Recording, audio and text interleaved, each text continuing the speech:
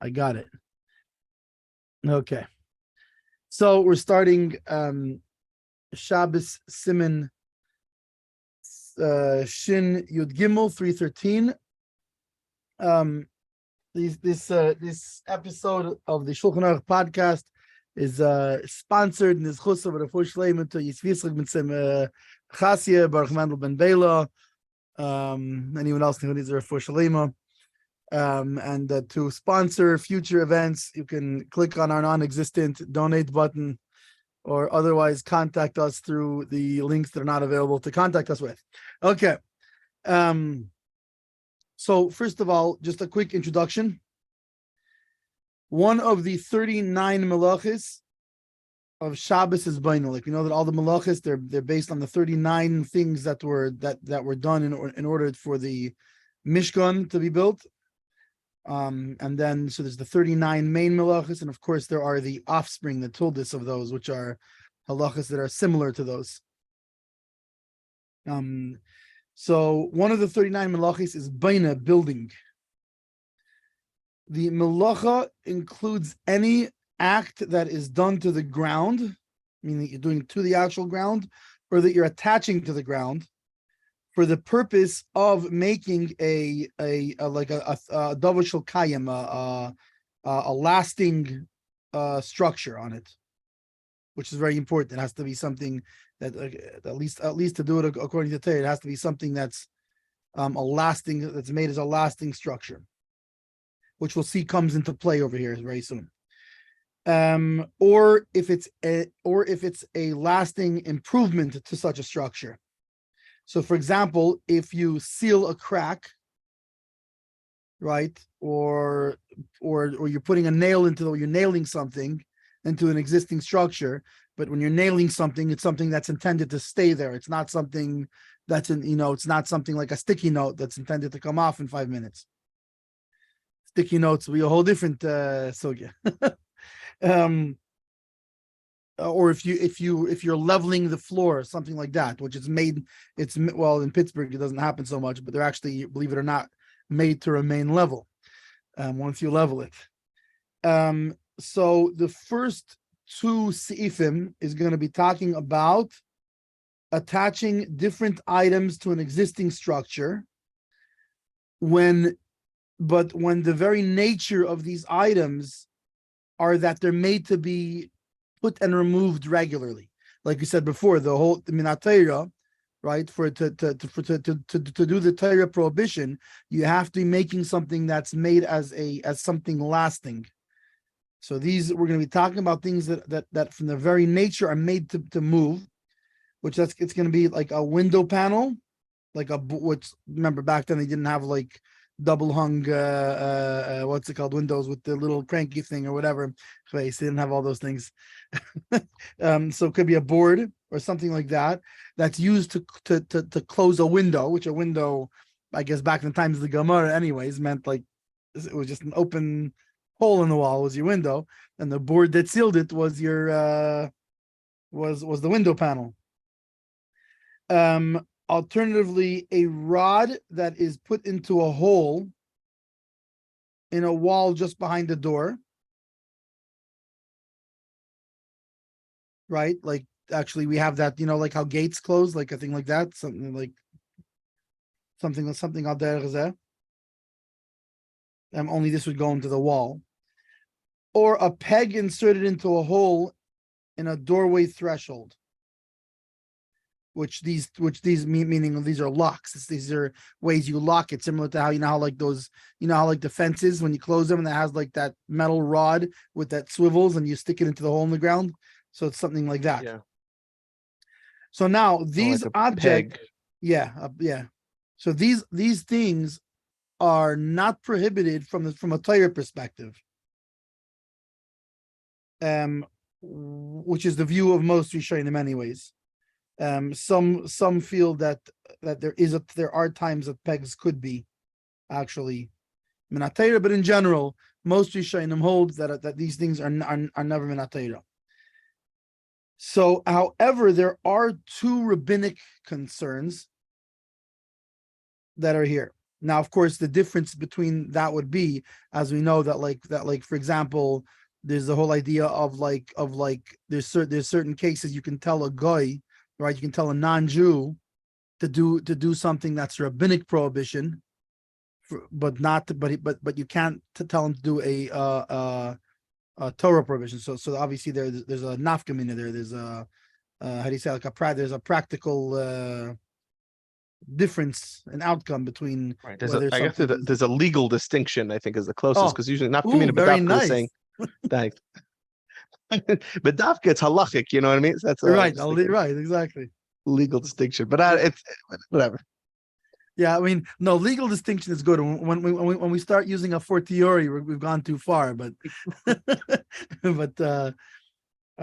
yeah, a legal distinction between them. So here are the two things, the two rabbinic issues. One is that it has a resemblance to baina. That some of these things, it's not recognizable necessarily that what you're doing, so it can be mistaken for something else, which is a permanent addition to the structure. And in such a case, you have a problem, because you have marasayin, you have that it looks like you're doing something, and it looks similar. It seems like you're doing it. There's a big problem. And in which case you have to essentially make it obvious that it's not so. One of those ways is that you're making it clear of the function that this thing will be serving.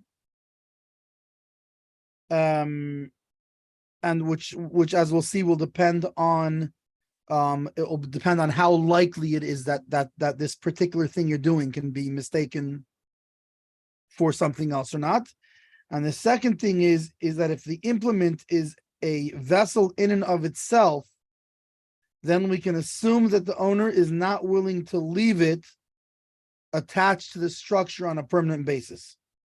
Why? Being that it's a vessel that's of use for itself. So therefore he's going to want to use the vessel, and therefore you can assume he's not using it on a permanent basis, but rather just temporarily to cover the window or whatever it is. So that's the first possible issue. The first possible issue is, does it look like baina? Does it look like permanent building? The second issue is muktzah. Muktzah meaning that if there's something that doesn't have a use, you can't move it. You're not allowed to move it on Shabbos. So some things that you could use for these purposes, they're called muktzah machmas gufay, which means inherently muktzah because of itself. So, for example, sticks and stones. Sticks and stones are muktzah because of themselves. And so those things you would have to designate before Shabbos, and as a vessel meaning as something usable, because a regular stick laying on the ground, it doesn't have a use. So you have to. Now you can take a stick and designate it for some use. You can take a rock and designate it for some use, but in and of itself, it doesn't have a use. And so unless you've designated it, it's muktzah, and therefore you can't move it. Anyway, so that's the introduction. All right. What's our format here? So I guess we'll do. You have notes, and I don't have any notes. I don't have any English for this one, at least not yet. Okay. But read halacha and then go in Mishna Berura. Okay, fine. Very good. Actually, I have some notes, so I guess you want to swap it around. Sure. Trying to actually, while you were whatchamacallit, I'm trying to see if I can find some in English online right now. Okay, but I can start. Oh, you know what? Maybe this is what we could do. Maybe what we could do is I'll read the Shulchan Aruch like Mechaber, Okay. and then you do Mishna Berura. And I'll do Mishna in the notes. Okay, that's good. This one thing. Okay, hold on, because the net I could do. Okay, there we go.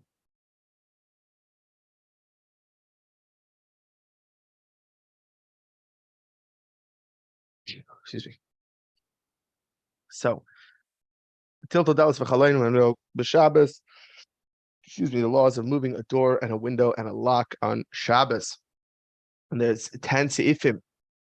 So when you're the window plug, kagain luach a shar called over shesoismin by hachaloin, or anything else that would close up the window.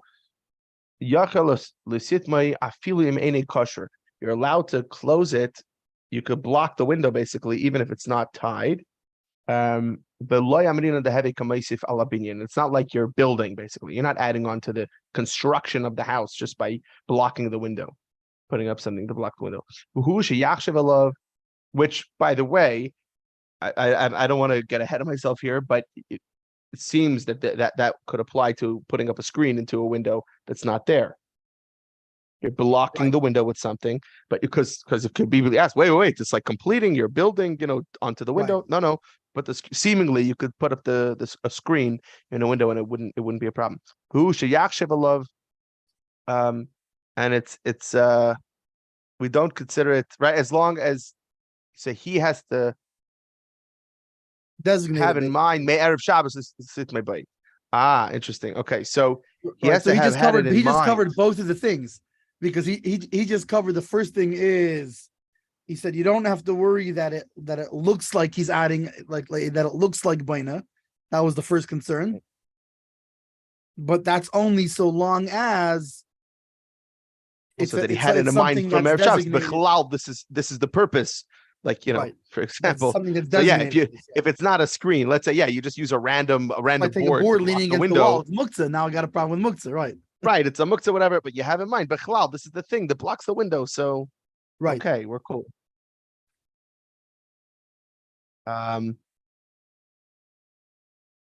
So the pana shehiskinu lehiyos noel boy. So and or I think it's kina, or I don't know what the nakudas are. I'm sorry. Yeah, I don't have nakudas in this one. Sheskina, it says it was set a reed. I'm cheating. I have some English over here. Don't think I have such a great vocabulary. But basically a reed that was set basically to be a lock. Right. So you could or it tie could be it any through, sort of rod, really, yeah. Right, any sort of rod, a stick, or even a reed that has bendable, you can bend it, you kind of wrap it through and lock it. As long as you don't do a knot, that would be a problem on Shabbos. That's a whole other thing. But it doesn't need to be tied to the door.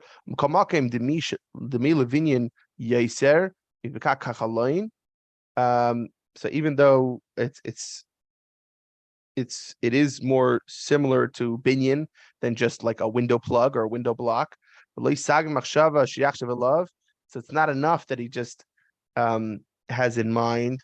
Having in mind that from Friday, Me'esmel from yesterday, it's not enough. It's Sarech, basically, he has to say Sheyit Kanenu Lekach. He has to basically designate as such that this is, or no, he has to designate. It has to be.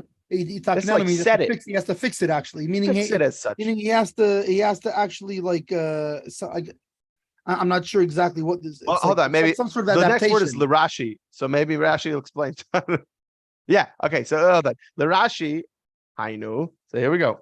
The Rashi, according to Rashi, I know it means she's anenu l'shem flee.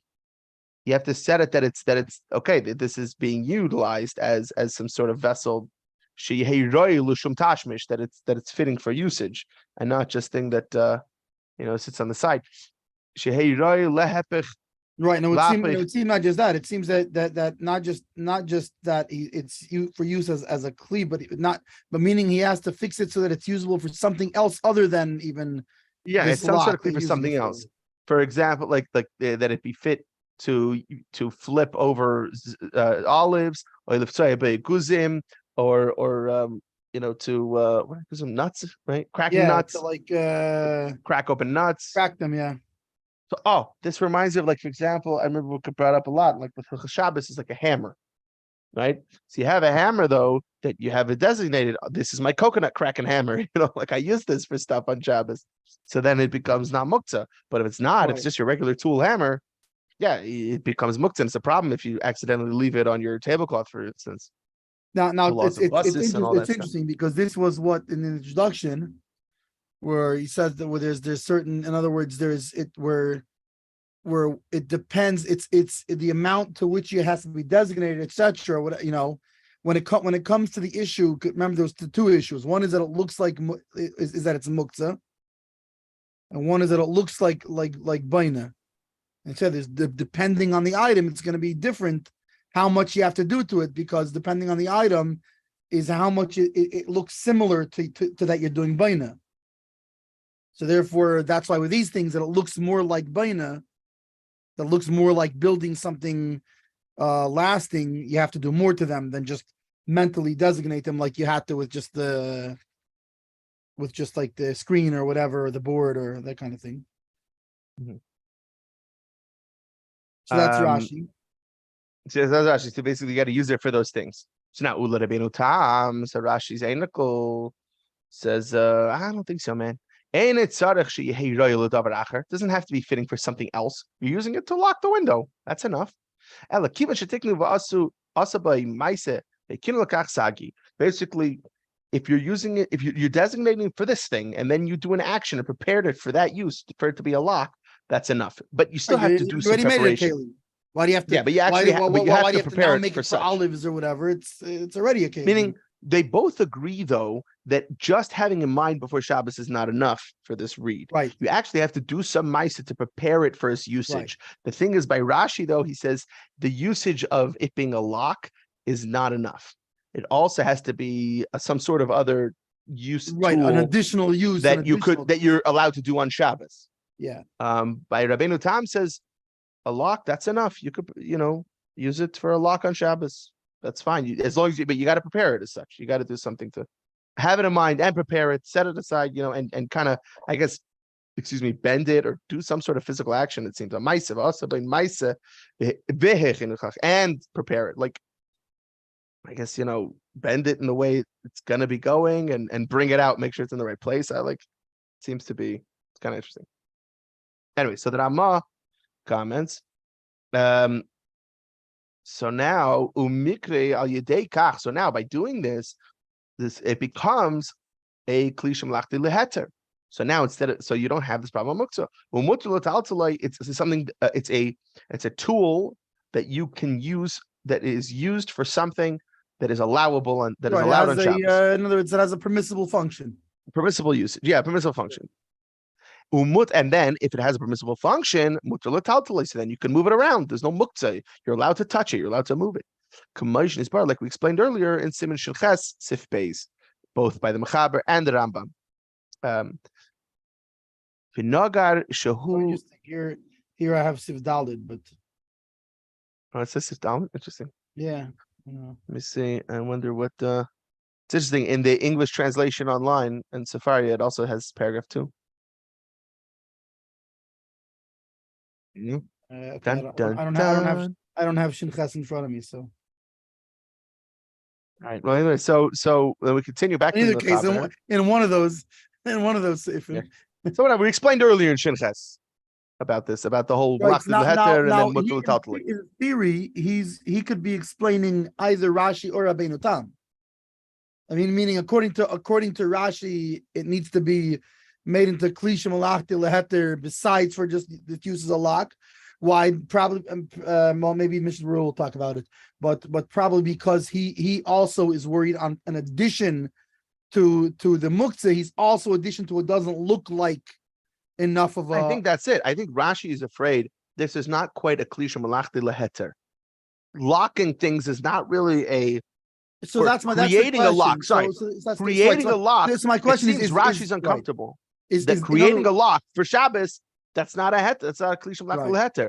So he makes you do it for other things that definitely are. And Rabbeinu Tam says, no, that's enough. It's a klishim lachti leheter. Make it clear. Right. My question is maybe Rashi also agrees that it's enough to make it klishim lachti leheter, but that only solves your muktzah problem. but not your Rashi, actual function. in addition to the muktzah problem, let's say in theory, let's say he agrees with Rabbeinu Tam that's enough to make it klishim malach to leheter. But in addition to the muktzah, he's worried about that it looks like baina. He's worried about the other rabbinical aspect of it more. I'm not sure which way it is. Maybe the Mishna Berura will explain it further. But anyways, weiter. Okay. So now this word, I'm afraid to pronounce. I don't have the nekudes, but nagar. No, neger. Neger. Okay. Yeah. So neger is a carpenter's peg. So I guess kind of like a little. And that's actually why it's called that. A nagar is a carpenter. Oh, interesting. There you go. Shahu yasad shenoya limbai. That is basically something for a lock, or it's used to lock down. It's and it's inserted into a hole. Askufa lamata. That's down. That's basically below it. The threshold, yeah. But doima tvei levinian. So it is more like binyan, but loisagi. It's still not enough, I guess, to be a problem. Well, so he's saying loisagi b'hachi, meaning this is not enough. This what we said before.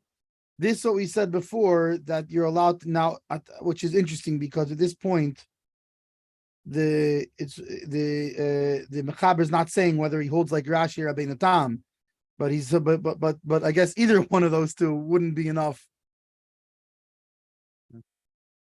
for the adaptation. I guess he's talking about even Rashi's adaptation. It's not right. It's not far away enough from the problem. Right. I mean, it's not distinct enough, so it's still problematic. Right. You hate kosher unless you tie it. So the tying involved would help it along. But just I guess if you're tying it, we're trying to make a distinction away from binyan, and just putting a peg in a hole that's too close to being binyan. Right. It's problematic. Right. So with tying, okay, that pulls it away from with the reed again. That's why I'm saying it's not just a stick. Right. But dafka the tie. Well, I think the tying also just makes it. In other words, it's a siman that it's a door lock.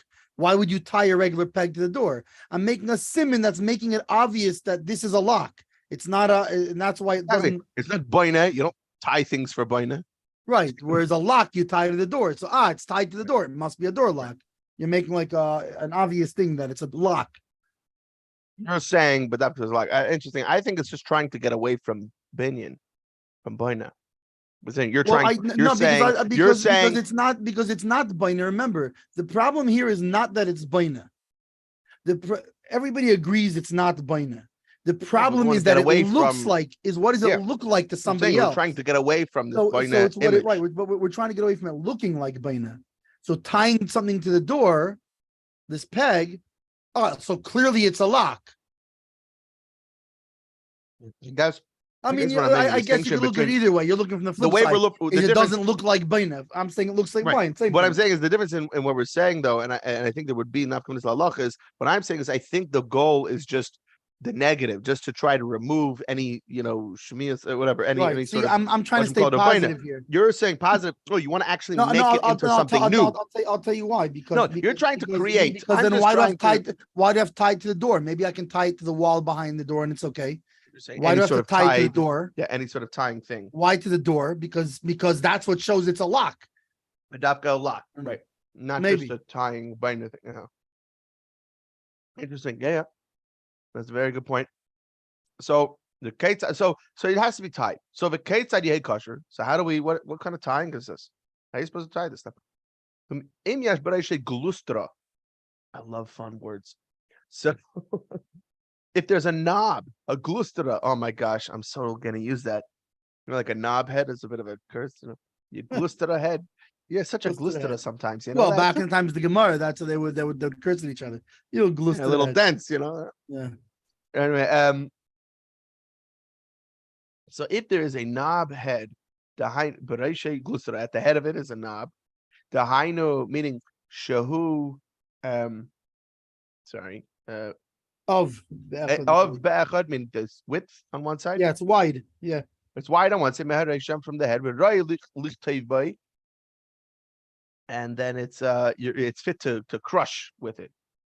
Yeah. Kitayv bay, I guess would be the better kodesh. So it's similar to a different kind of vessel. Then sagi, that's enough. I feel him kosher. The chevel dak, even if you do it with a thin strand, that's enough because she'eni roi liyes nitel boy, because it's not fit for carrying with it.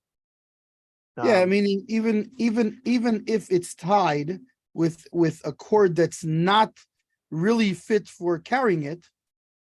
Oh, that's so thin that it's not. Meaning it's not the kind of rope that's really suitable for tying this thing to the door. Right, tying it down. Right. Yeah, it's not like because the knob is since it sort of resembles a keli, so it's enough if it's this kind of a peg.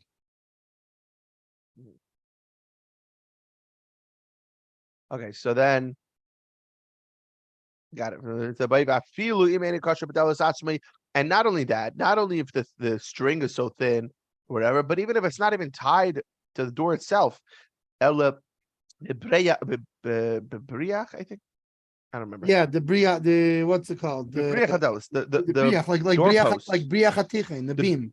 Yeah, the way they translate it says the door bar, but I think it's the lintel. The lintel, yeah. Yeah. What do they call it sometimes? The threshold? No, I think that's sometimes called a mezuzah. Well, no, I think, is it the side posts or is it, I think it's the bar above. I think it means the well, yeah, it means a beam really, because the briach hatichin mikotzel kotzel was the beam that overhead beam. So that's what I'm saying. It's the top part, meaning it's the thing that makes a mezuzah required, because without it, you don't need a mezuzah, right? You need the top. It's sometimes called a lintel. A lintel, right? Okay. I'll have some lentils. No. Okay. So so even if the string is wide, and it's not really hanging on anything. Right, meaning it's not even hanging from the. Not only that, especially if we're saying it's a thin string that's not even suitable to hang this peg off of. Then it means not thick. It means long. Long. So it's long. It's not even hanging on anything, right? So you're saying it has to hang. It's on the floor because not only that, we're using such a thin string. We said can't even hold it necessarily. Right. So it's just sitting on the floor, and there happens to be a string running from it to the top. Right. All these on the floor. And the top is not right. So that was all if the peg has a glustera. If it has if it gets wide on the top, right? So it almost looks like a pestle or something, right? So it's not a pretzel, a pestle, a pestle. I'm not sure. I think the T is silent. No. I don't know. Let's. I'm gonna quickly. I'll just say pestle. It's like a friend of mine. Somebody asked him what his family name was, and he said his name is his family name is Small, Small. The second L is silent. Cute. But anyways, it looks like a keli. So that was all in the case. It looks like a keli. So in the case, it looks like a keli, which is interesting because it shows that there's a difference if it's tied to the door, but not always. Sometimes, in other words, the question is: do you have to make such a siman to show that it's mamish tied to the door, because you have to show that it's a lock, because otherwise you wouldn't think, or do you just have to make some sort of siman that it's even not tied to the door, but it doesn't make a difference because it kind of looks like a vessel anyways. It kind of looks like it could be used for other things anyway, and then it doesn't have to mamish be tied to the door. So abad ve'im ein b'rei. Oh, so it's not saying now ve'im ein b'rei sheglustra. So that's all right. So that's all if it has this wide knob head. Im ein b'rei sheglustra. Im hu kasha b'delis atzma sagi. So if it is tied to the door, then that's enough. I feel it b'chavadak even with a thin string, but without. Now we're saying with thin string, but it does have to be tied. But even if it's to the tied, door, it has to be tied. It has to be tied to the door. But it could be still tied with this thin string that's she'enei lintel boy that you couldn't use to carry. Couldn't use as a leash. This is how I picture it, but whatever. And even still, if it's lying on the ground, any kosher b'deles, ella bebriach, but it's not tied to the door itself, but only the lintel. Sarach shehei kosher amitz. So there needs to be a strong knot. Yeah. Shehei lintel by that. And meaning obviously, if that's the case, a strong string too. So it's not tied to the door. Okay, so that was before. If it's tied to the door, then it could be even with a thin rope and whatever, even if it's all of it's lying on the ground. Now, if it's not tied to the door, but it's only on the briach, what's the briach is the beam. No, but that's the right nakuda. This is briach. Okay, briach. Briach. Okay, so it's only right briach, of course. Only on the lintel. Then it could be tied. Then it could be tied tight. Then it has to be tied tight. And tight enough that you could carry with it. Afilu hachi, like this ain't sarach shehei talui, ella afilu kulam min haaretz. It still doesn't have to be hanging on anything. As long as tied tightly, it can still be laying all over the floor. So mutter she'ein aser ella kisheshumtu umeniach bekeren zavis. There's no prohibition unless they drop it and place it in a corner. So it's still basically what seems to be the common thread here, or pun intended, is that there's something being done that shows it's being used, as opposed to, like he says at the end, and not dropped in the corner. Well, right. There's basically something that show that you're showing that it's a keli, that it's a vessel. Now, how far you have to go to show it's a vessel depends not on just any vessel. Well, they use it not just any vessel, but bedafka that it's this locking thing. It's this locking mechanism. So that depends. So because he said in the corner, he ends right. off. No, so that depends. In the corner, then it's a problem. So it has. But what shows that it's being used as a locking mechanism? That depends. If it's this size, it has to be this thing. If it's that size, it has to be that thing. But that's also simply because how much does this thing look already? It's like it could be a vessel. So something that looks a little bit like a vessel. It doesn't even have to be tied to the door, and it can be with a small string. If it's a straight peg and it doesn't look like a vessel at all, then you have to either have it with a siman that leads back to the door that says so that it says lock, or if it's not tied to the door, then it has to be tied with something with a thicker string that it could in theory be carried by, that shows it's being used for something else. So it all depends on how much of a vessel. So it's not so much that he's worried here about the muktzah part, because the muktzah part was to what degree do you have to designate it? Right. But now beyond just designating it, there's the second problem, which is that it might look to somebody else passing by that you're doing, it looks similar to building. So there's this. So now we have that second problem, and for that it depends on what the thing is and how close it resembles a vessel or not, and to what degree it could be mistaken as a vessel, and that will determine what you got to do to it. Okay. Now let's hear from the boy, am I glad this wasn't on the. Yeah, well, you know him. I don't know. It's all just information, but it was already a lot of information. Now you would add this, and this is a long siman too. So, okay, so now, Mishna Berura.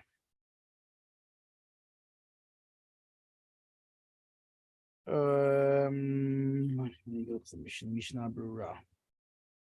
Where does he start? Starts Mishna Berura 1. Okay, Mishna Berura. In the beginning, we said like the a plug for the window, something that plugs up the window space. Va'afilu al aruba shebagog shari.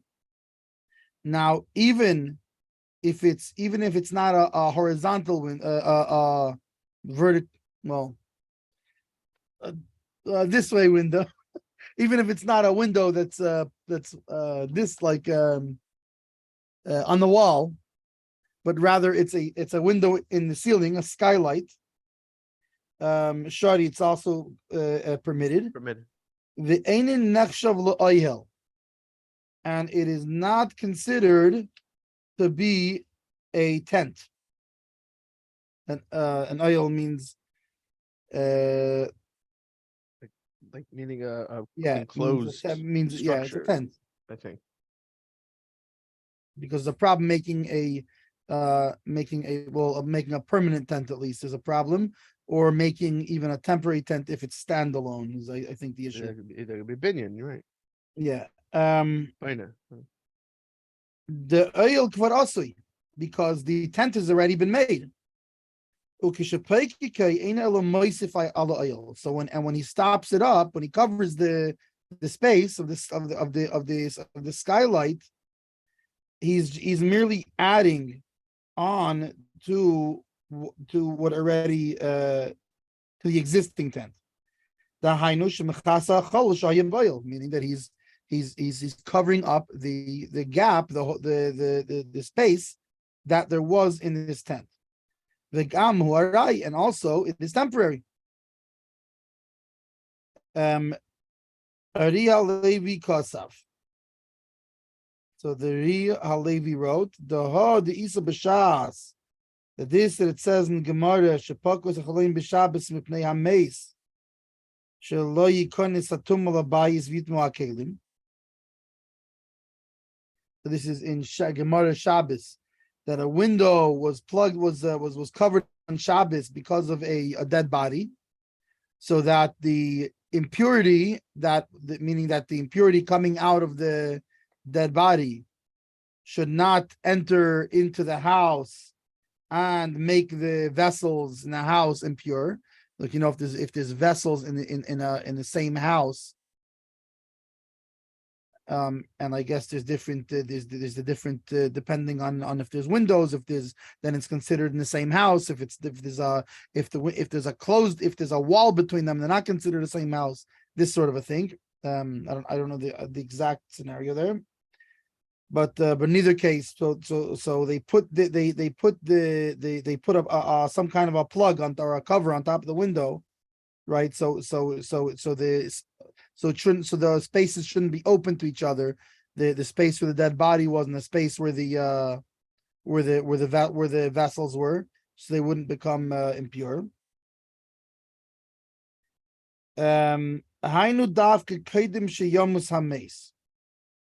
This was only allowed before the person had died. So we're talking about an almost mace, an almost dead guy, not a mamish dead guy.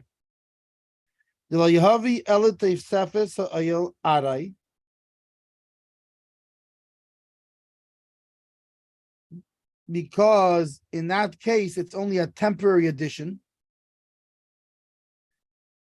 The gamli mikri mitakan, and it's not considered that he that he made any sort of improvement. However, after the guy died, mikri tikkun gomer, it's called a complete improvement.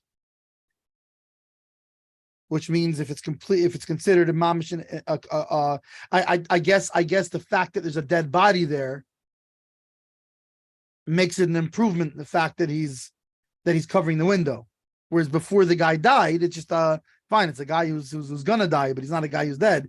So you didn't make a complete improvement, and you're not allowed to make an improvement on Shabbos, because that's you made a complete improvement. That's a problem on Shabbos. So I guess there's the two issues. One of them being that it has to be temporary, and also it has to be that you didn't actually make an improvement to the structure. A sort of improvement is basically, like we said, makabapatish are basically being involved in the binyan, a meisif on the binyan. So maybe boina.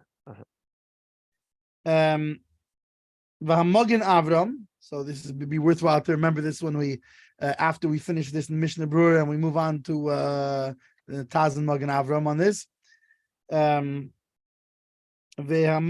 Avram chaylekolov, and the Magen Avram, he argues on him.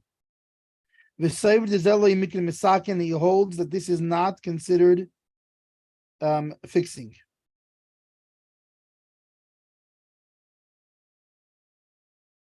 Why da kelim shahayu b'seichik for nitmu? Because if the guy died already, then the kelim that are in the other room, they've already become impure.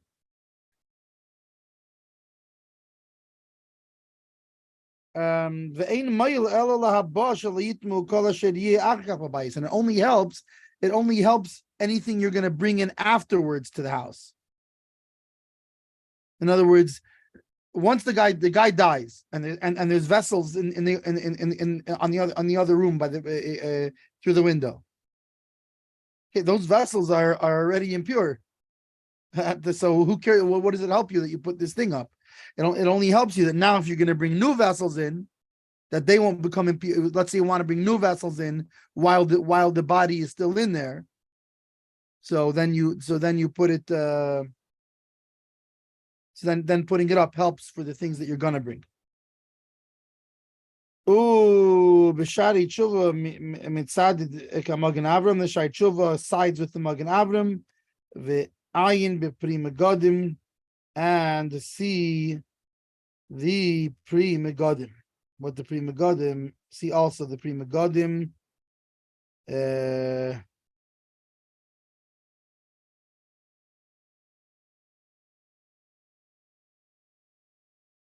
We should need to see what the pri megadim. What is it? Does he have what the pri megadim says here?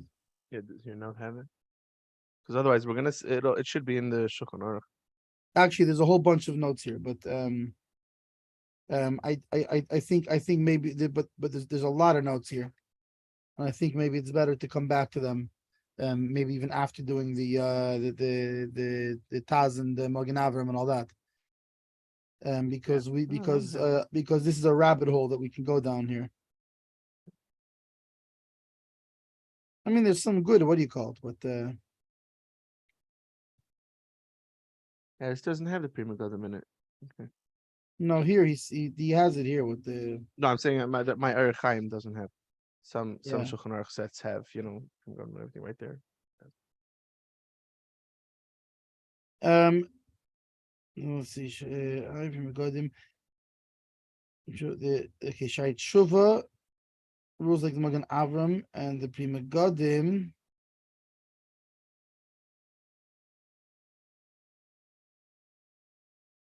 Yeah, he brings a whole nother thing. Pri Megadim, Mishal Avram remains unsure as to whether there is room for such a distinction. Okay, he brings a different thing that Magen Avram brings. I understand. So why? I'm sorry, we could just review. So why is the Chavetz Chaim bringing in this whole thing of because what he's using by Tumas Mace to establish what is considered boine? Well, right. Well, to in other words, is I guess this shows the two. This shows some of the issues. Is first of all, it displays the fact that it has to be temporary, which, as we know, is one of the things that it has to be. In other words, these are things. These are things that weren't mentioned Right, because distinctly by in the Tumas Mace, if it's a temporary dwelling, it doesn't make the dwelling tamei. But if it was a real dwelling, it would. Is that what's? Like I don't get the whole. No, I think it has to do with. Okay, well, okay, we're going into the notes.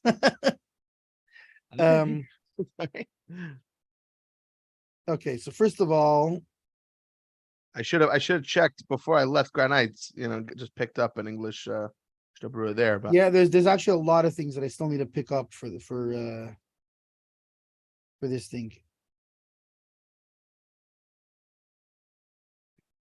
Okay, so let's see, the first paragraph of the coming note will focus on a tilde of baina, the reason he brings up the skylight is because the skylight is actually a different thing, a different issue. The first issue we're talking about baina.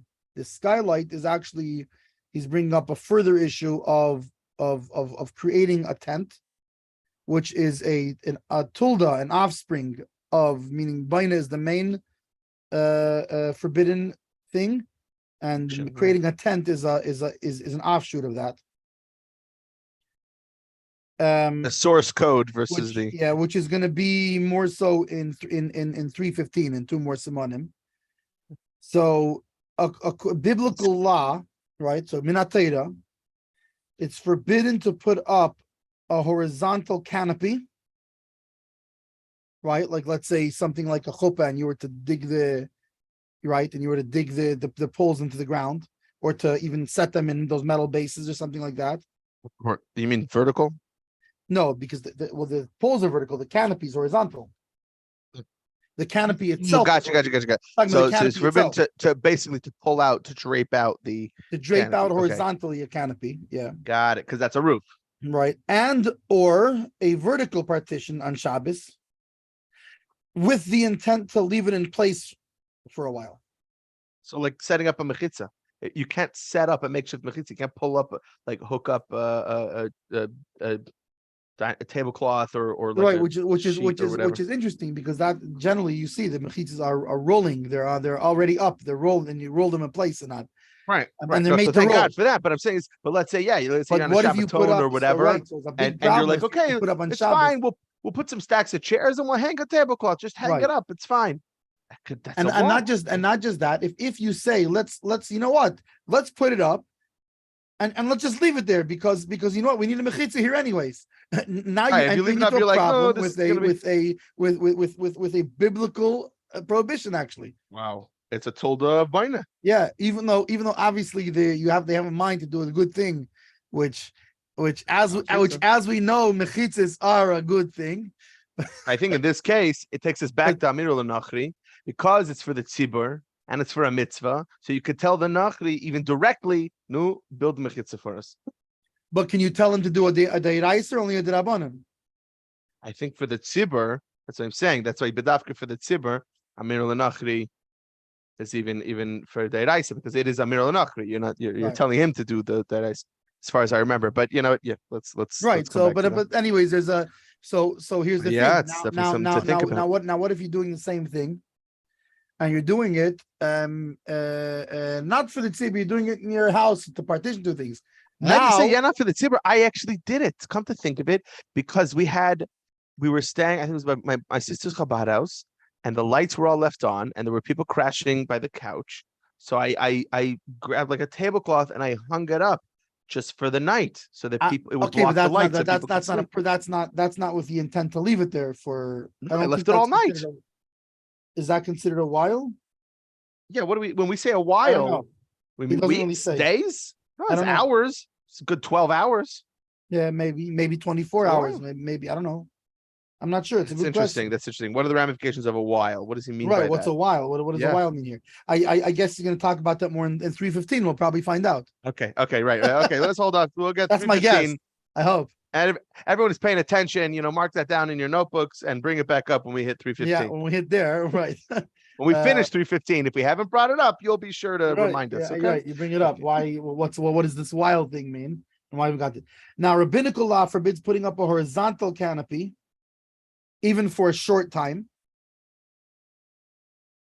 So, like to put up to set like say a chuppah into something like that, or what do they call them? A gazebo, this kind of thing. Right. For rain or something, yeah. Or an umbrella. Block the light or whatever. Sun. Yeah. Whether for the sun or the rain. But permits putting up a temporary vertical partition. Okay, so temporary. Okay, so maybe like this. It is not a mechitza hamateres. What's meaning? Interesting.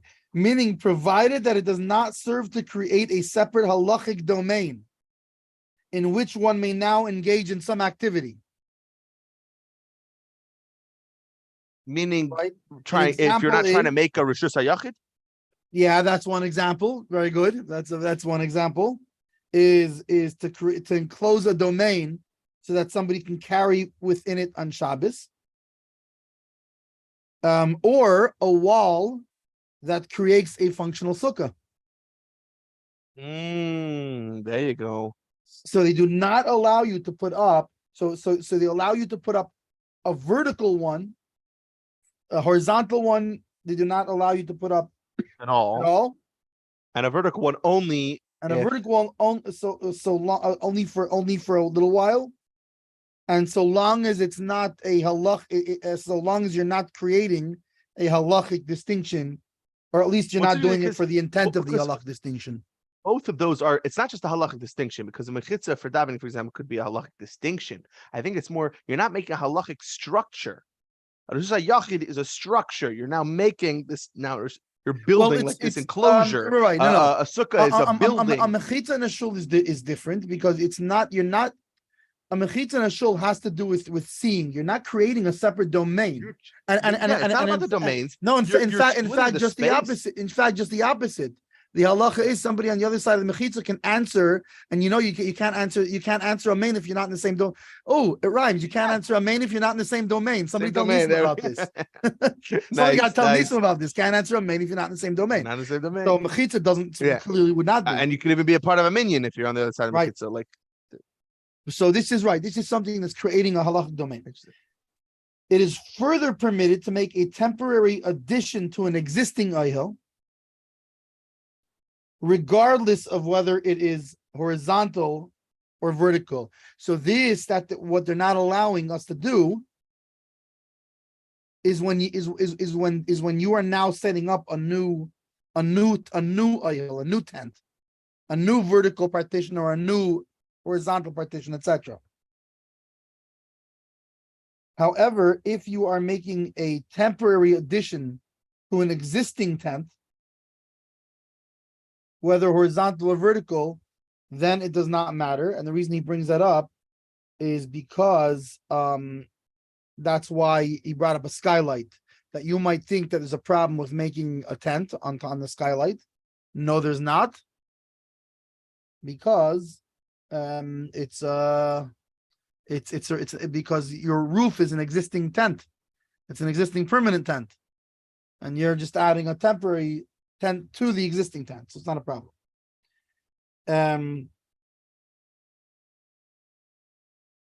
So he says, then what is it? He was saying then it would not be considered a yehel. That is, not only is it permitted to add to the wall by positioning a panel vertically over a window in the wall, right, which would be permitted even if somebody put up the entire vertical partition on Shabbos.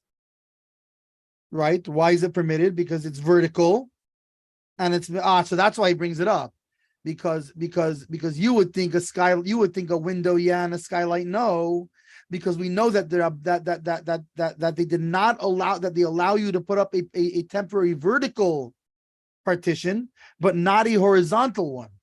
So therefore, you might think that a skylight is a problem because it's horizontal, and they did not allow, even for the rabbinical prohibition is for horizontals, even for a short time, you can't put it up.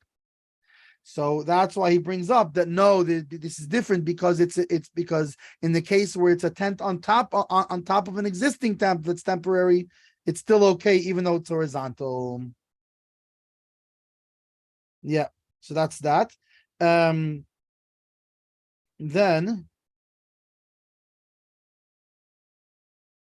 yeah, the corpse thing. Back to the corpse thing. Let's see, where's his notice to where he states so that they put the window was sealed so the tumah doesn't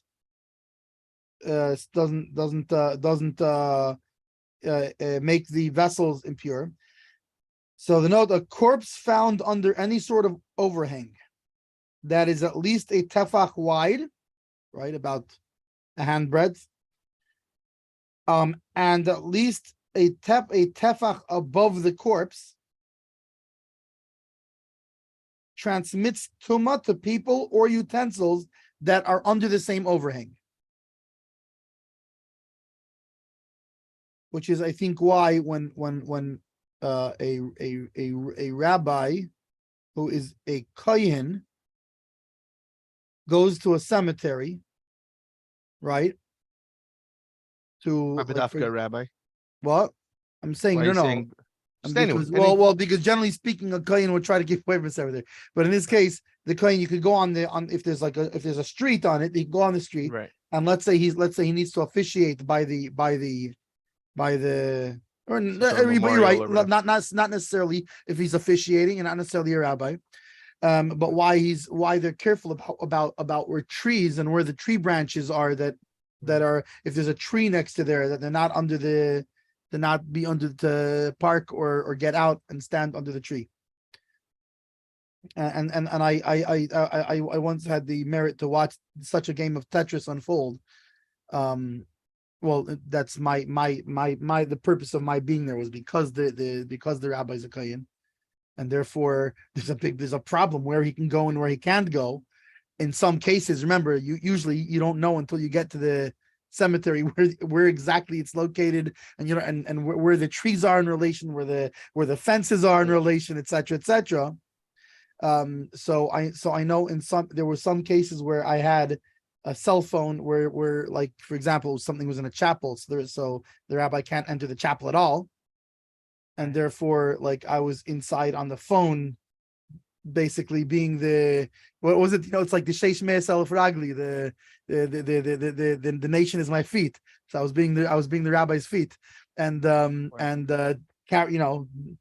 he instructed me for, like, I mean, not that I'm completely unfamiliar with these things, but, well, first of all, it's under his achrayus, under his responsibility, and B, obviously he knows it a lot better than me, so he reminded me a lot of these things, like, okay, for the uncle, that remember the tear goes this way, you make the cut and have him tear this way. For this one, you make the cut and he tears down, not sideways, and which lapel, etc., etc. The whole, these kind of things.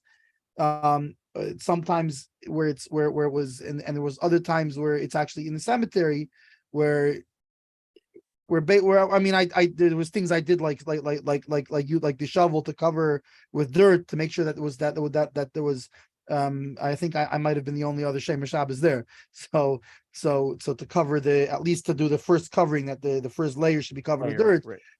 Whereas the actual kind of running of it he was able to do because there was a place that he could stand that was close enough that he could still give the instructions and stand in the street area. And he could speak and say something or whatever, and Nice. Dahmer reminded me of just one interesting thing with the rest of the when the Rebbetzin Friedman, the mother of the rabbis Manis Friedman and Rebel Fried and the other Friedman family, when she passed away, Yossi and Eli, Shloime, all those guys.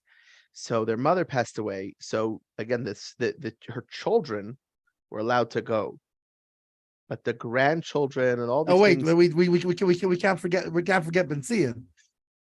Yeah, what I'm saying is, but the grandkids, I'm friends with a few of the grandkids, and they basically all had to be in this.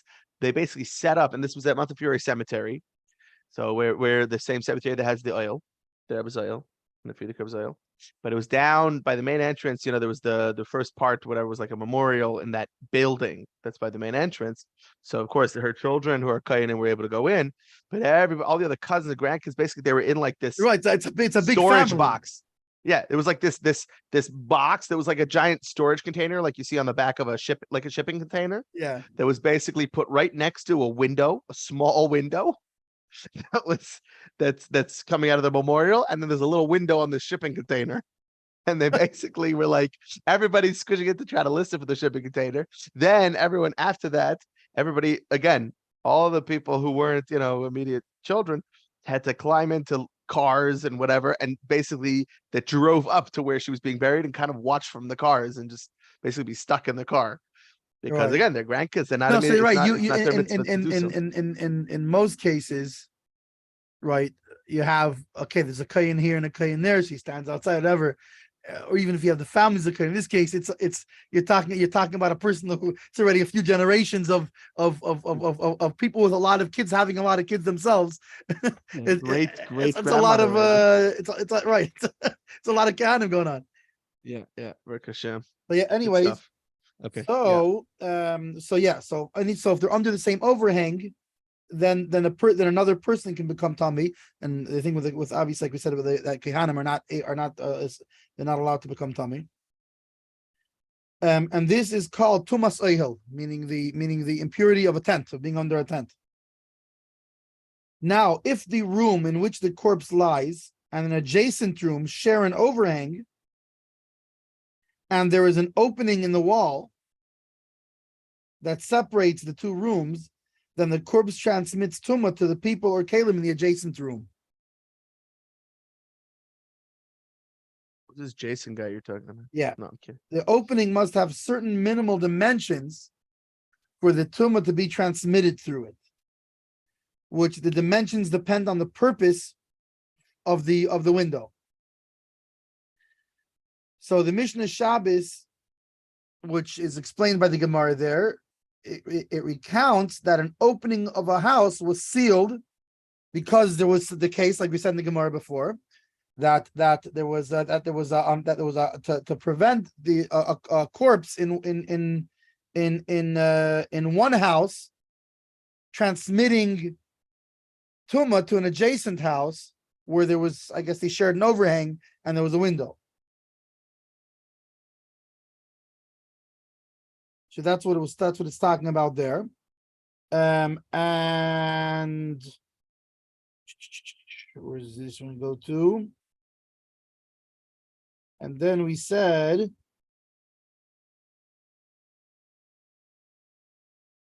that the Rihal Levi, right? He said that you can. This is only permitted when the person has not yet died. If it's on Shabbos, right? Because it's not yet considered a complete improvement. But afterwards, once the person's dead, it's considered a complete improvement. That positioning the panel to seal the window poses no concern of an oil, right? That we know that when you put the panel, it's horizontal. So it's not a problem of an oil. The only problem when you're making an oil is when it's horizontal. I got a roof. Yeah. If there ain't no roof, like the classic Sherlock Holmes Watson joke. What's What that do you one? see? And what do you see, Watson? And he says, well, Sherlock, I see, based on the stars positioning, it's about 11:30 at night. He says, what else do you see? He says, well, based on, where Orion is, it's probably going to be a little windy tomorrow. What else do you see? He says, well, based on, the moon's brightness, I think we're about, 1,200 miles east and whatever, London. He says, Watson, it means somebody stole our tent. The question is, you don't have a roof. Well, yeah, because he asked the wrong question. He should ask, what do you not see? What do you not? But you don't want to talk about Nazis. He was asked. No, what do you see when you look up? What can you deduce? Right, if you're seeing the stars, what are you, Nazi? What are you, Nazi? Yeah, no, you need a roof for it to be a tent. It's not a tent if you don't have a roof. Yeah, exactly. So that's not an issue. Why? Because the screen, right? The panel is going to be removed once the corpse is removed. So Ria Levi, however, is saying that there's a different problem, which is tikkun, improvement, which is one of the 39 malachis is what? Is makeh bepatish, putting a finishing touch on an object. Right? So biblical law, minat Torah, you're forbidden to make improvements to an object on Shabbos. Rabbinical law further forbids improving the halachik status of an object. So this is what Real Ladies bring up. Even though it's not an improvement, we just said it's a what do you call it? Temporary adjustment, right, or whatever. It's not a temporary thing. But you're made, but if you remember that the rabbinical law prohibited us from making a halachic improvement. You're changing the halachic status. You're changing the just like by a sukkah, right? Like if you put up a wall of a sukkah, you now made it from a not kosher sukkah into a kosher sukkah. So the same thing. You now just change the status from a place that gives over tumah to a place that doesn't give over tumah. So even if there's no physical repair done to it, right? So for example, and furthermore, not only regarding the mechitza, but in other things also. So, for example, if you purify things in a mikveh, or making produce permitted in consumption by separating truma and maasros, right? So you're not. So there's a makabah. So he's not talking about what we were talking about before was mitzad mechitza that you make. They allowed you to make a mechitza so long as it doesn't create a halachic domain. That was in terms of baina, right? But now there's a further problem of mata bepakish,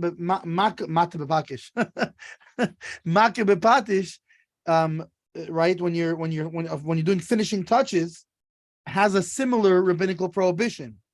Is that not only can you not improve the item physically, you're not allowed to change the halachic status of an item from non-usable into usable. That's a rabbinical prohibition of makah bepatish. So Ira Levi says that by putting the panel in the window after the person has died, it's a rabbinic prohibition. Why? Because it's a tikkun for the room adjacent to the corpse. You are halachically fixing the room that's adjacent to the corpse. It's because it allows a kohen to now enter it, which a kohen was not allowed to enter the room until you close that window. Similar to like you said, the container had a window of a certain size. Well, that certain size, it wasn't just it was a certain size, it was a certain size that halachically means it's not open to to what's on the other side of it. So since the Kohanim are allowed inside of it, so before the person dies, however, then the halachic reality is what? A kohen can still enter the room. So when you put it up, even knowing the person's going to die, you haven't made any change. Now, the fact that the guy went and died and it's a funny thing because the guy went and died and made a halachic change. But then again, he didn't make an improvement. He made what's it called? With his there's like baina and seiser. There's like in other words, there's making an improvement or making an impairment. So the guy dying, he wasn't really over anything because he didn't actually improve something. He only impaired the other room, and to be fair, he wasn't trying to die. So, So it was double shane and miskavin. Even though the doctor said honestly, he didn't say that. Even if it was miskavin, he didn't make that distinction. Right. No, I'm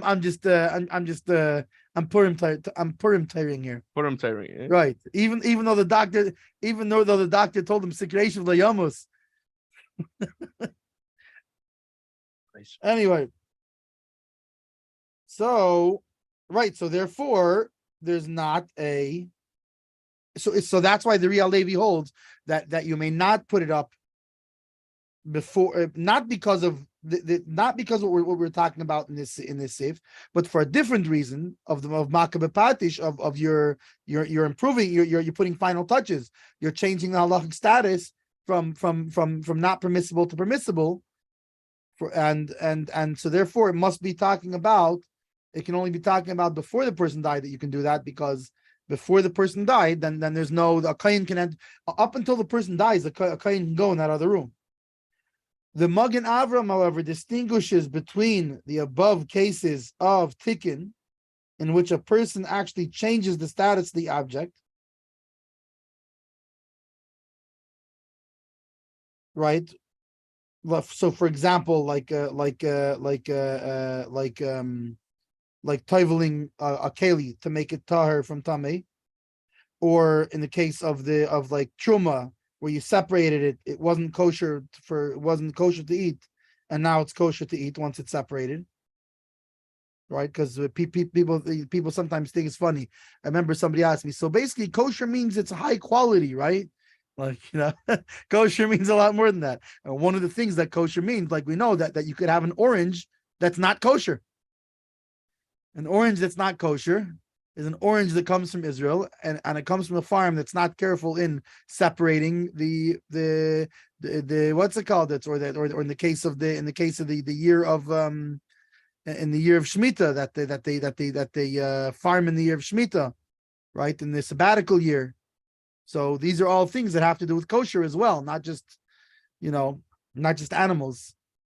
So in this case, by separating the truma, you've made you've made it so that it's kosher. So the Magen Avram differentiates between those cases and the case of placing a panel in the window, which he doesn't hold makes the same kind of change, even if it was put there after the person died. Why? Because the kalim that were in the room beforehand were tamei and they remain so.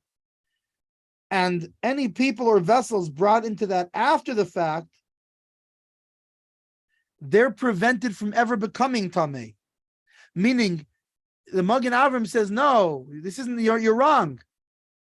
These cases that the sages prohibited are cases when you are taking something and you are changing its status. Meaning, you are you're taking, if you're taking a vessel and you're toiveling it in a mikvah, you're taking a vessel which was impure and you are making it pure. By the case of the truma of the what do you call it, like the tithes or whatever, you're taking produce that was unfit to eat. It was non-kosher, and you're making it kosher. In this case, it's not the same thing. The Kohen was never tamei. Any vessel that was in the room already before you put the panel is still tamei. When you put when you put that panel, it remains impure. And the Kohen who hasn't come in yet, you're not changing his status. You're not making an impure Kohen pure. He never became impure in the first place. Any vessels that you bring in there after the thing is put up, they never became impure in the first place. So you're merely preventing them from becoming impure. And according to the Magen Avram, this is not the rabbinical prohibition. Is specifically when you're changing the status, not when you're preventing the status from happening. So that's why the Magen Avram holds the way that he holds. The Shari Tshuva cites the Birchas Yosef, who brings up different opinions, but he seems to rule in favor of the Tshuva's Beis Yehuda, who agrees with the Magen Avram. So anyway, the Shari Tshuva seems to agree with the Magen Avram. Now the Pri Megadim, what was the thing the Pri Megadim brought up? The Magen Avram addresses a further concern with regard to sealing off a window to prevent the impurity from spreading to the next room from the corpse. Because it's forbidden to make, so it's interesting. He goes back to Mechitza Materes. The Real Levi focuses on, you're changing the status. It's Makeh B'Patish. So the Magen Avram says, no, it's not Makeh B'Patish because you're not changing anything's status. However, it perhaps is a problem of you're putting up Mechitza Materes. You're putting up a what do you call it? A partition that makes something permitted, which you're not allowed to do that even temporarily. And since this panel serves to allow Kehanim to enter the room, right? So this could be a problem that you're putting up a permitted partition. The Magen Avram, however, says that it's still permitted. He doesn't hold that this concern is valid, because there's a difference between a partition that actually permits, on the same lines of why he permits by Makeh B'Patish, by finishing touches. There's a difference between a partition that actually permits something forbidden and one, again, the same thing. He says, no, it's the same thing. You're not permitting something forbidden. So, for example, if I put up so that I can carry on Shabbos something there, before I was prohibited from carrying on Shabbos.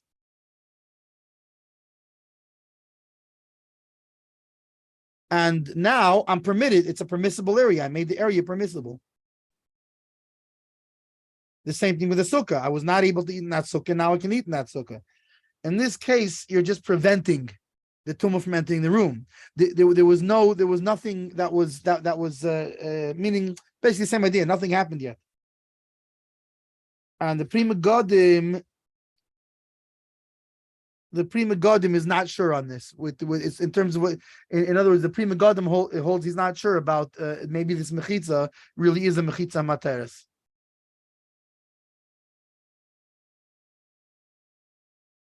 The Magen Avram brings another reason is that you're not creating the mechitza from scratch, but also you're adding it to an existing structure. So he also says that this is another thing by mechitza materes, is that, so this is actually an interesting thing when it comes to mechitza materes, a partition, right? Like let's say, for example, a mechitza, like we were saying before, right? Right. What if you already have a window there? Even though, again, I don't think mechitza b'chal applies to mechitza materes. It doesn't apply to it. But in theory, if you had a window there and you're putting up, it's b'chal not a problem because you're just adding it to the, according to the Magen Avram, you're just adding it to an existing thing. So it's different than, it's not like there's no wall and you're making a structure, a mechitza materes for tuma. Like let's say in a cemetery you were to hang mechitza materes. Right. And let's say that would be a problem. So in this case, Magen Avram says, you're not doing that. You're just covering a window. You're just adding to an existing thing, which is not as much of a problem. Okay. Anyway, that's I think that was. Well, he does say Siber Halacha, but we'll does he? Maybe it is a good thing. The Be'er Halacha teaches that you cannot put a window panel in place if it is meant to be removed on an infrequent basis. Meaning that, here's what's interesting. Here he actually talks about time. Meaning it will be left in place for more than 30 days. Why? Because this bears a strong resemblance to a lasting addition. And in this case, it's only permitted if he tied it to the wall before Shabbos and suspended it in the air. So I guess similar to like by the peg, where like you have to do a similar type of thing, where it's like you're making it obvious window covering, right? And then since it's already a window covering, it's already designated, so you already designated before. Yeah. Anyway, so now. That was that one. Then Mishna Berura. Base. Yeah. V'loy amrinon kevon shadarke bekoch lifseich liskir tamid. Where was he talking about? V'loy amrinon. So still right at the beginning. So we don't say that it's like adding on when he puts the window panel. We don't say that it's like adding on. Why? Because the regular thing is to open and close it regularly. Which what we just spoke about, the Be'er Halacha, which if it's going to be, this is providing it's not going to be left there for more than it's not open and more that it's opened and closed within every 30 days. Because otherwise it could be a problem and you'd have to tie it there. Gimel v'husha yachshe v'chulu. This is that he now we've moved on to the lock, I believe already. The kone, right? It's right after. No, not yet. Gimel's right after the okay. Oh, so we're still talking about that. Right, that it can't just be a random board or something that he picked up. Erev Shabbos. He has to have Shabbos. Right. V'zeh mahani. And this helps. Afilu im lo nishtamish be'edan ma'ilim lozeh. Even if he's never used this board before. Meaning he's never actually used it to close his window. He's just mentally designating it. This board is now my window covering. Yeah. The board may have been used for other things. But right now, on Erev Shabbos, he goes, okay, for tomorrow or tonight. This is my window covering for Shabbos, yeah. The kol shekein nishtamish beikvar afilu rak pamechas, and certainly how much more so if he used it, even if he only used it one time, but he actually has already once used it for this purpose. The kvar yarda aleim teiras kli, because it already now falls on it the what do you call it, like the designation or the of a vessel. Rules. Yeah, the rules of a keli. Yeah. And he doesn't even need, and in that case, he doesn't even need to have it in mind. If he used it, meaning that he has to have it in mind is good enough. But if he used it already, he doesn't even have to have it in mind before Shabbos that he's going to use it because it's already been used for this purpose, even if only one time. Vedad hod bein dait mer of Shabbos. Hainu davke bedavar shederech levatli sham. So this that he has to have in mind before Shabbos is specifically to what kind of item?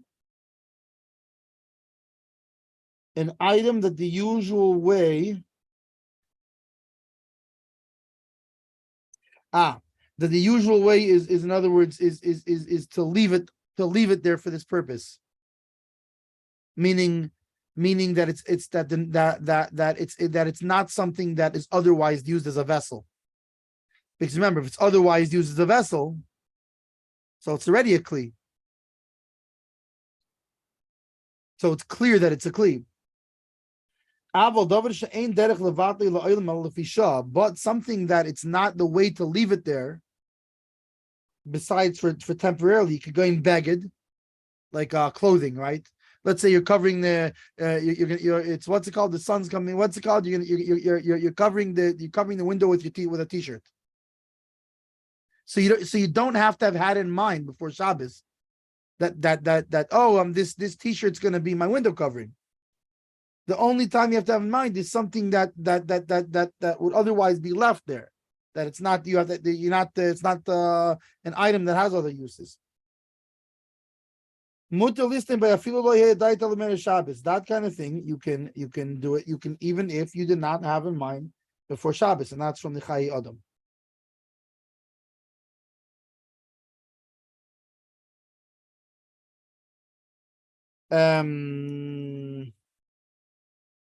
The Bir Halacha says it's a dispute among the Rishonim as to whether the purpose of this designation is to remove the muktzah status from it, right? Because if an item is muktzah, if it has no use, then you have to designate it before Shabbos to have a use. Otherwise, you can't move it, which is typically a plain board and thus inherently muktzah, right? Let's say you have like a piece of plywood leaning against the side of the house. So generally speaking, that piece of plywood, you don't have a use for it. It's muktzah, unless you've designated for some use. Or is it in order to avoid the concern, because you remember this rabbinical thing, there's two concerns. One of them is muktzah, and one does appear like building. So, or are you having it in mind to avoid the concern of giving an appearance of making a lasting addition to a structure, meaning that it looks like baina, i.e., one has in mind specifically to use it as a panel that will be put in place and removed on a constant basis.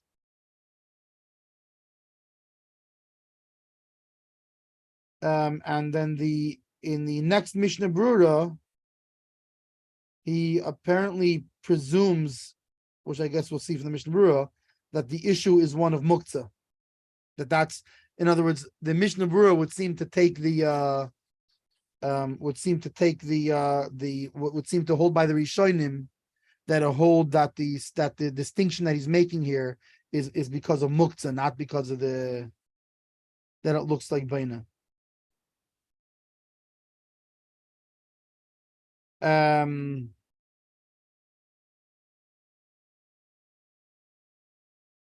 Okay, now the fact that there's no need for even a mental distinction once it's been used once, this comes from the Ran. That mental designation of a panel, he holds that mental designation of a panel is never good enough, but using it once before Shabbos is good enough. So I guess that's why the Mishnah Berura is saying that if he had in mind, it's good enough, and how much more so if he used it once, it's good enough even if he didn't have it in mind, because according to the Ran, that's more stringent.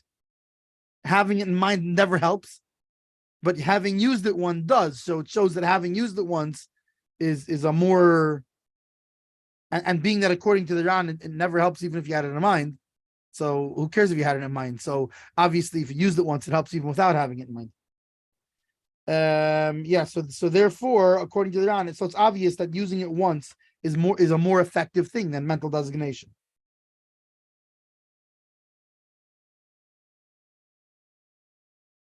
when it comes to removing muktzah, when it comes to, in other words, again, this is the Mishnah Berura B'chlal seems to hold, like it seems to be leaning into that the issue here is muktzah. So when it comes to muktzah, that's a better way to making the moving muktzah status. And I guess the Shulchan Aruch actually in where is it, in 308 in Shin Ches, see if you the rules according to the Ran that using it once before Shabbos is sufficient, as we of course well know from 308. Shulchan Aruch's ruling here that mental designation of the panel is sufficient follows the Rosh.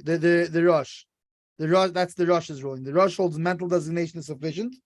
The Ran holds that it's not. And the Rosh actually holds, interestingly, that mental designation is actually more effective. According to the Rosh, it's the other way around. The mental designation is even more effective. However, the Rosh ultimately holds that both are fine. That even though he holds mental designation is actually even more effective, but he also holds that using it once is also good enough.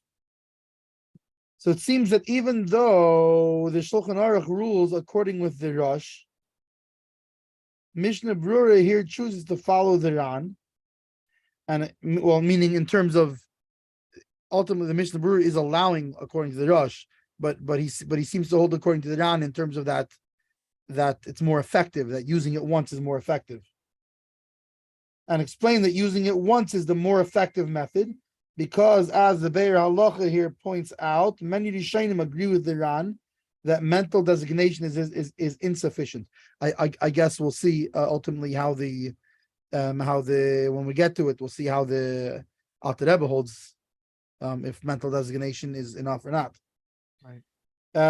In effect, then the Mishnah Berura is feel like a saying Lubavitcher, the Alter Rebbe's yeah, no? right.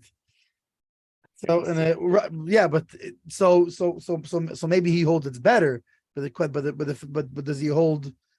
Well, first of all, does he hold? Maybe he holds the other way. Bichlal. I don't know. We'll see. I think the Alter Rebbe holds that they're both.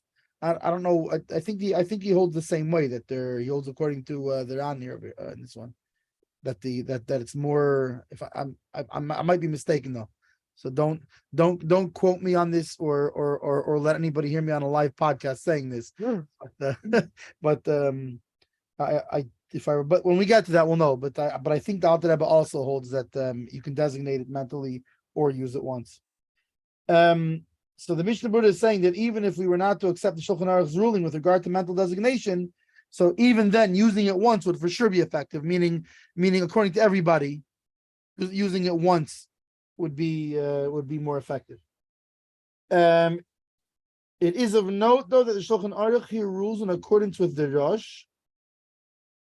There are at least two places where he seems to hold otherwise.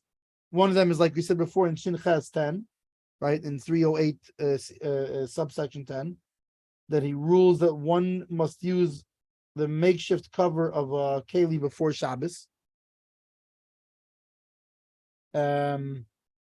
which implies that mental is not sufficient, because he doesn't mention there that you could mentally have in mind.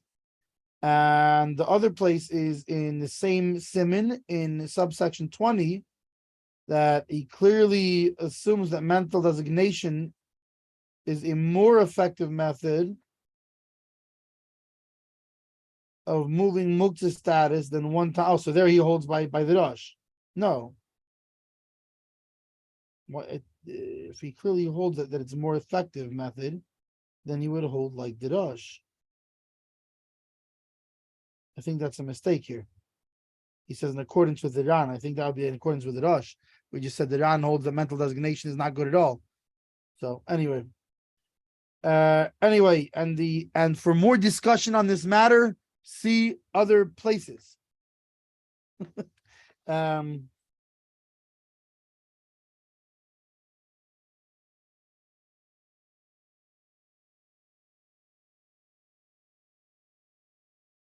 Yeah. Does that bring us to Mishna Berura 4. And what time do we have? I think we're getting on in time. So Almost 10 o'clock. yeah. So okay, we'll continue tomorrow. Emir Hashem with Mishna Berura 4. All right. Shukayach. All right, all right, very good. Let me